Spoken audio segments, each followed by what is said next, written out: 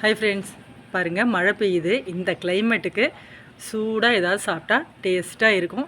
நாங்கள் இப்போது பக்கோடா போட போகிறோம். வாங்க எங்கள் கூட நீங்களும் ஷேர் பண்ணிக்கோங்க. காலிஃப்ளவர் பக்கோடா தான் செய்ய போகிறோம். இப்போ இதில் நான் அரிசி மாவு, சோள மாவு, கடலை மாவு எல்லாமே போட்டிருக்கேன். பெருங்காயத்தூள், மிளகாத்தூள் எல்லாமே போட்டிருக்கேன். இஞ்சி பூண்டு பேஸ்ட்டு கூட. இப்போ இதை மேரினேட் பண்ணி 10 நிமிஷம் வச்சிட போகிறேன். நான் ரெசிபி சொல்லலை, ஆனால் இப்படி செஞ்சால் சூப்பராக இருக்கும். எண்ணெய் சூடு பண்ணியாச்சு. இப்போது ஒன்று ஒன்றா அப்படியே போடலாம்.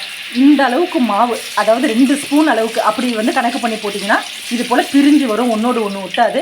அவ்வளோ சூப்பராக எடுக்கலாங்க. இங்கே பாருங்கள், மசாலா கம்மியாக இருந்தால் காலிஃப்ளவர் டேஸ்ட்டு சூப்பராக தெரியும்.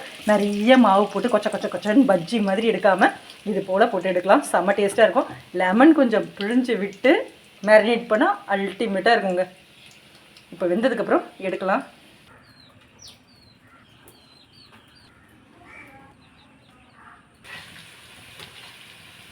இல்லைங்க,